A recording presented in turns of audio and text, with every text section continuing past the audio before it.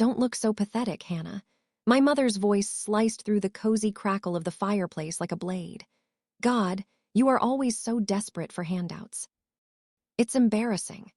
We were seated around the long oak dining table in my family's winter lodge in Aspen, the kind of place featured in glossy magazines. Crystal glasses caught the chandelier's light and scattered it across the walls, and the air smelled sharply of expensive pine and polished wood. Everything about the room screamed wealth, comfort, ease, everything except the way my chest felt tight and small. My grandfather, Arthur, had just finished passing out 3 cream-colored envelopes. Thick paper, heavy weight, the kind of envelope that meant something. When I slid mine open, my breath caught. Inside was a check for $20,000. Before the number could fully register in my mind, before hope could even take shape, my mother, Patricia, reached across the table and ripped it from my fingers. She laughed, a sharp, brittle sound that made my stomach knot. "Oh, Dad, stop it," she said, flicking the check between her fingers like it was a receipt instead of money. "You know these are from that old account you closed years ago." She rolled her eyes and smirked. "Don't get their hopes up." My brother Jacob didn't miss a beat. He crumpled his check into a tight ball and lobbed it straight into the roaring fire. Flames swallowed it instantly. "Good one, Grandpa," he sneered. Always the comedian, always cruel. My sister Madison giggled, a light, careless sound, and copied him. Her check followed Jacob's into the flames, curling black at the edges before disappearing completely. I couldn't move. My fingers were numb. My heart was pounding so loudly I was sure everyone could hear it. Slowly, I lifted my eyes to Arthur. He sat slumped in his oversized armchair, his hands trembling slightly, his frame looking smaller than I remembered. Frail, tired, and then, just for a fraction of a second, I saw it. A tiny, almost invisible wink. That was all. I said nothing. I reached for the check where my mother had tossed it onto the table like garbage. I smoothed the paper, folded it carefully, and slid it into my pocket.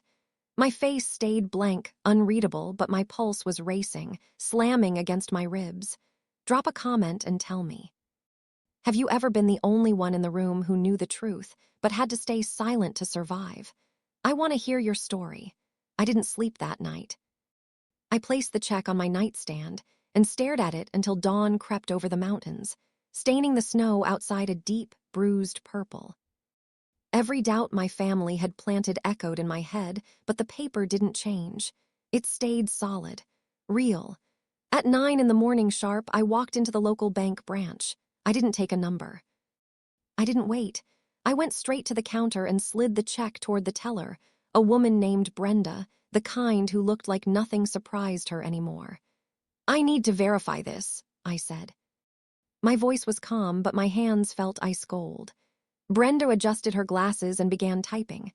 She paused, squinted at the screen, typed again. I held my breath, bracing myself for the laugh, for the dismissive shake of her head, for confirmation that my mother had been right all along. "It's valid," Brenda said finally, stamping it without hesitation. "Funds are available immediately. Would you like a receipt?" I stared at the small slip of paper she handed me.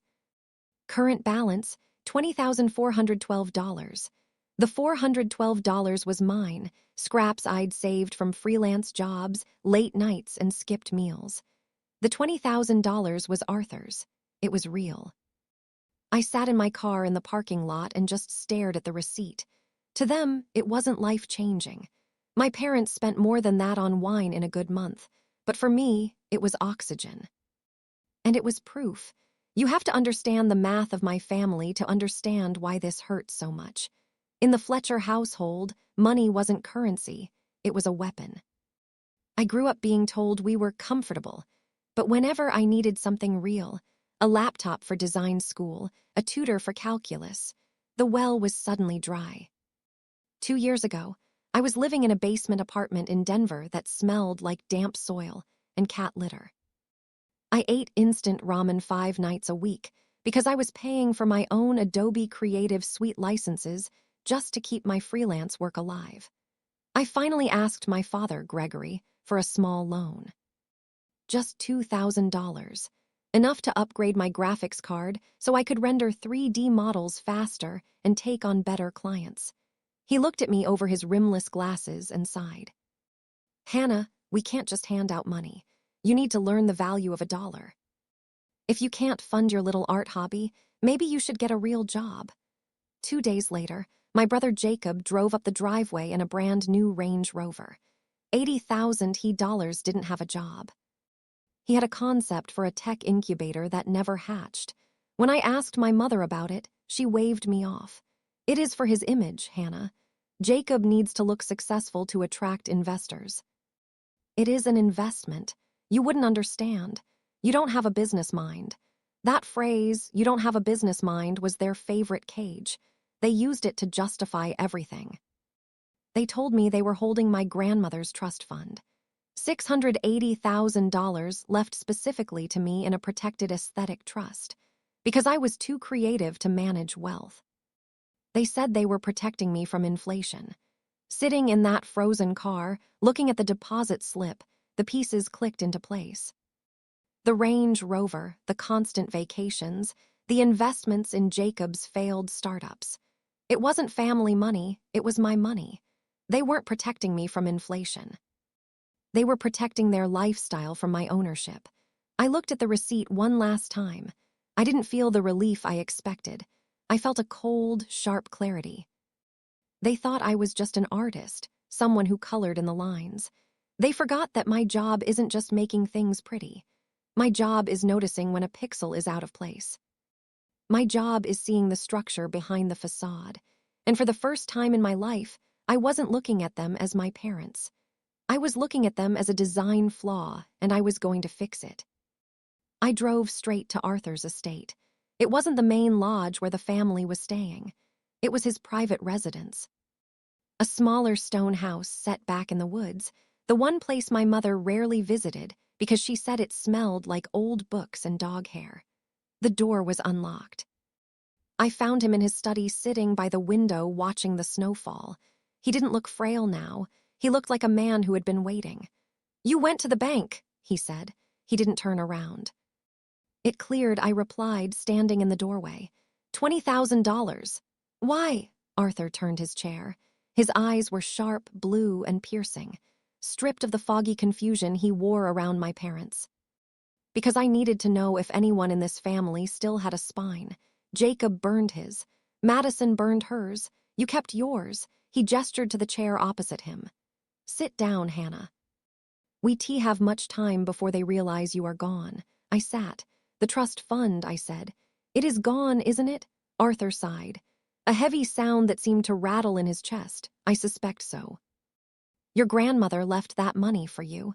$680,000. It was supposed to be released to you when you turned 25. Gregory told me you deferred it. He showed me emails supposedly from you saying you weren't ready. I never sent those emails, I said, my voice cold. I know that now, Arthur said, but I need proof. I am old, Hannah, but I am not dead. I can't just accuse them without evidence, or they will have me declared incompetent and take control of everything before I can stop them. They are already talking about power of attorney. My phone buzzed. It was a text from Patricia. Where are you? Jacob needs that logo for his pitch deck by noon. Don't be selfish. I showed the screen to Arthur. He read it and scoffed. Selfish. That's their favorite word for you, isn't it? If I don't do it, they will cut me off. I said they pay my phone bill. They co-signed my lease. Let them. Arthur said, you have $20,000 now. You are free. I looked at the text again. Jacob needs that logo. For years, I had jumped when they snapped their fingers. I had designed their holiday cards, their business logos, their vanity project websites, all for free. All while they told me my work was cute but not a real career. I typed a reply. No. The response was immediate, 3 dots dancing angrily. Then, excuse me, who do you think you are talking to? You ungrateful little brat. We put a roof over your head, we feed you, you do this. Or don't bother coming to dinner. I felt a strange sensation in my chest. It wasn't fear. It wasn't guilt. It was the feeling of a heavy coat sliding off my shoulders. I need you to do something for me, Arthur said, leaning forward. I am going to call a meeting. I am going to tell them I want to transfer the estate early. But I need a clean financial audit of the trust fund first. I need you to be there. They will lie. I said they will fake the documents. I know, Arthur said. A grim smile touched his lips. And that is exactly what we are counting on. He didn't explain further, but I understood. He wasn't asking me to fight them. He was asking me to watch them hang themselves. I looked at my phone one last time. A barrage of insults from my mother. Useless, lazy burden. I turned the phone off and looked at my grandfather. I am in. The trap was simple. And that was why it was perfect. Arthur sat at his desk, picked up the phone, and dialed my father. He put it on speaker so I could hear every word. Gregory, Arthur said, his voice trembling just enough to sell the performance of a man losing his grip. I have been thinking. I don't know how much time I have left. I want to transfer the estate to you and Patricia now, avoid the probate taxes. I could practically hear my father salivating through the speaker. Dad, that is very wise. We can come over right now to sign the papers. Not yet, Arthur interrupted. My lawyer, Mr. Sterling, insists on a clean audit first, just a formality. Bring the financial statements for Hannah's trust fund to his office tomorrow at noon just to show everything has been managed properly. Once he signs off, the $20 million is yours. There was a pause. A silence so thick you could choke on it. Of course, Gregory stammered. We have all the records, we will be there. Arthur hung up and looked at me. Now we wait. I didn't wait idly. I opened my laptop. You see, for the last decade, I was the designated tech support for the Fletcher family. I set up their iPhones, configured their Wi-Fi, and established their cloud storage. They never changed the passwords because they couldn't be bothered to remember new ones. They thought of me as the help, and you don't hide things from the help because you don't think the help is smart enough to understand what they are looking at. I logged into the family cloud account. It was quiet for an hour, and then the digital panic began. I watched the file sync notifications pop up on my screen in real time. It was like watching a crime scene being staged from a satellite feed. Upload chase statement template. JPG upload trust fund draft 1 docs upload trust fund draft V2 PDF. My parents were scrambling. They didn't have the records because the money didn't exist. So they were doing the only thing they knew how to do. They were manufacturing a reality that suited them. At 11:45 at night, a final file appeared. Trust fund statement deck final PDF. I downloaded it. I opened it to a normal person. It looked perfect. It had the Chase Bank logo, the correct address, the official-looking layout. It showed a balance of $680,000. It looked legitimate, but I am not a normal person. I am a graphic designer. I spend 12 hours a day staring at typography and grid systems. To me, a document isn't just words on a page. It is a mathematical construct. I opened the PDF in Illustrator and zoomed in. 300%, 600%, 800%. And there it was, the arrogance of the amateur. This is what psychologists call the Dunning-Kruger effect, when incompetent people are too incompetent to realize how incompetent they are. My parents thought graphic design was just drawing pictures on a computer. They didn't respect the discipline, so they didn't know the rules. They had used the wrong font. J-Bank uses a proprietary typeface, a specific weight of San Francisco or Helvetica depending on the year. The numbers on this statement, specifically the balance section, were in Arial. I toggled the grid overlay. The alignment was off. The 6 and the 600,000 was floating 3 pixels higher than the dollar sign. The kerning the space between the characters was uneven. It was a cop-up job. They had taken a screenshot of a real statement, erased the low number and typed a high number over it using a default system font. It was sloppy. It was insulting, and it was exactly what we needed. I checked the file metadata. Created yesterday. 11:42 p.m. application Adobe Photoshop CS6. Author Gregory's MacBook Pro. They hadn't just lied. They had created a digital fingerprint of their crime. They were so confident in their own superiority. So sure that Arthur was senile, and I was stupid that they had handed me the murder weapon with their prints all over it. I saved the file to my external drive. Then I saved the metadata report. I looked at Arthur. They took the bait. Did they do a good job? He asked. No, I said, closing my laptop. They used Ariel. Arthur smiled. See you in the boardroom. The conference room at Sterling and Finch was designed to intimidate. It was all mahogany and glass, suspended 20 floors above downtown Denver. Outside, a blizzard was raging, turning the city into a white blur. But inside, the air was still and warm. I sat in the far corner near the audiovisual cart. My laptop closed on my knees. Mr. Sterling, Arthur's attorney, sat at the head of the table. He was a man who spoke in billable hours, and right now he was silent. Arthur sat to his right, looking small in his wool cardigan, his hands trembling slightly on the polished wood. At exactly noon, the heavy double doors swung open. My parents entered like they were walking onto a yacht. Patricia was wearing a floor-length fur coat that probably cost more than my entire college education. Gregory was in a bespoke suit, shaking snow from his shoulders with an air of annoyed importance. They didn't look at me. To them, I wasn't a player in this game. I was part of the furniture, just another piece of equipment in the room. Sorry we are late, Gregory boomed, taking the seat opposite Arthur. He didn't sound sorry. He sounded like a man who had already spent the inheritance in his head. The roads are a nightmare, but we brought everything. He slid a thick bound folder across the mahogany table. It hit the wood with a heavy thud. The full accounting, Gregory said, flashing a shark-like smile. You will be pleased, Dad. The trust fund has actually grown. It is sitting at just over $700,000. We have managed it conservatively, of course, to protect Hannah's future. Arthur didn't touch the folder. He adjusted his glasses, hands trembling just enough to sell the act. My eyes, he muttered. The numbers blur. I can summarize, Patricia said, reaching for it. No, Arthur replied, gesturing toward me.